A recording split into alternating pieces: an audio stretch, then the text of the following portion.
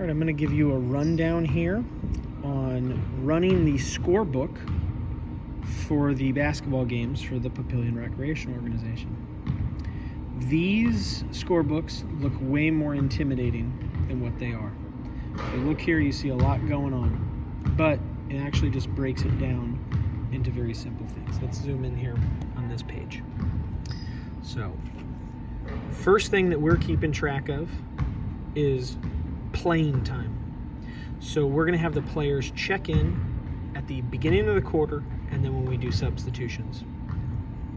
All you do is whichever quarter that it's in, for the player that it is, you're going to make a diagonal line through them when they're checking in.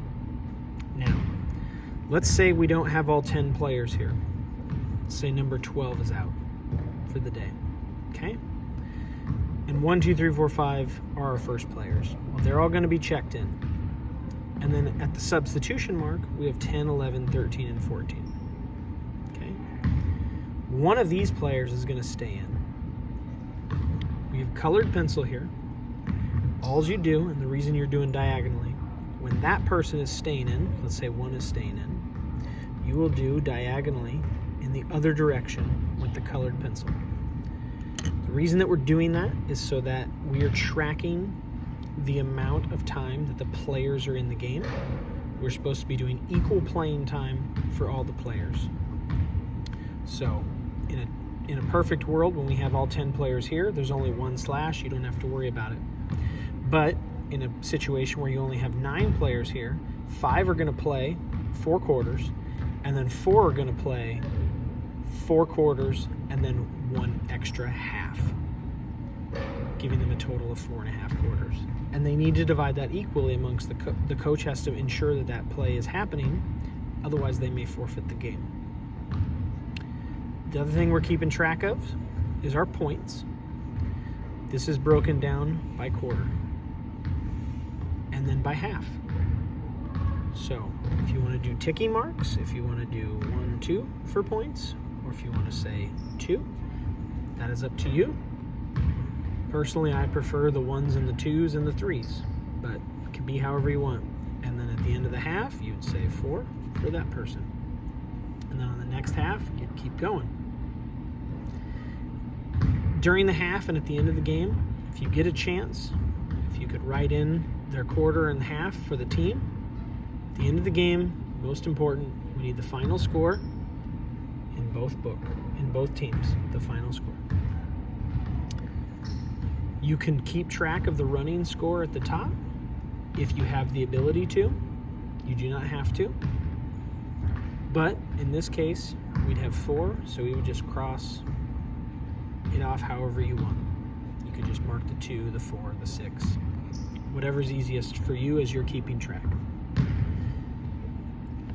Next, you're going to keep track of timeouts. We allow 4 per game. If we go into overtime, they get an extra timeout. But 4 is what we're keeping track of. Now, last thing that we're doing is we're keeping track of our fouls. Every player is allowed 5 personal fouls before they're removed from the game. Personal fouls do not reset at the half. So if 1 fouls, we're marking it here. Now, if it's in the first quarter or the second quarter, we're marking it up here as well. These are the team fouls. If you would like to keep track of the quarter, that's fine. If you want to just keep it running, that's okay too.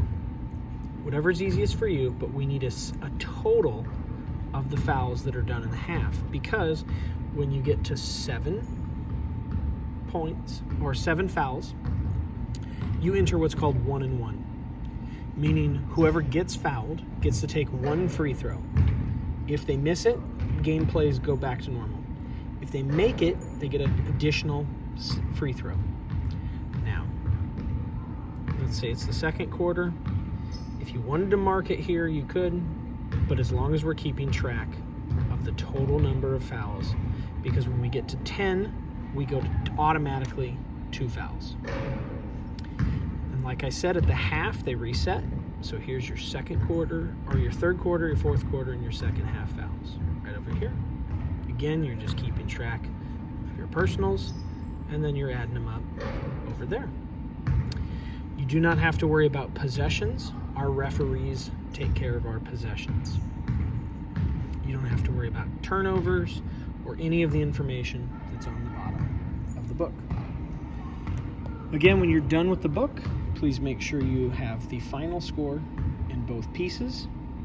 Another thing that's also nice, if you're keeping track of the fouls, when you get to 3, I always like to let the coach know that player is at 3, because they only have 2 more before they're removed from the game, and we don't want the children to be removed from the game and then be surprised on why. That gives the coach a chance to talk to the kid, let him know what's going on. That should do it. Also, I lied. As you're approaching the 1-and-1 thing, the 7 fouls, you might want to give the coach a heads up, hey, you're at 6, so be aware. But that should do it on how you run the book for the Papillion Recreation Organization.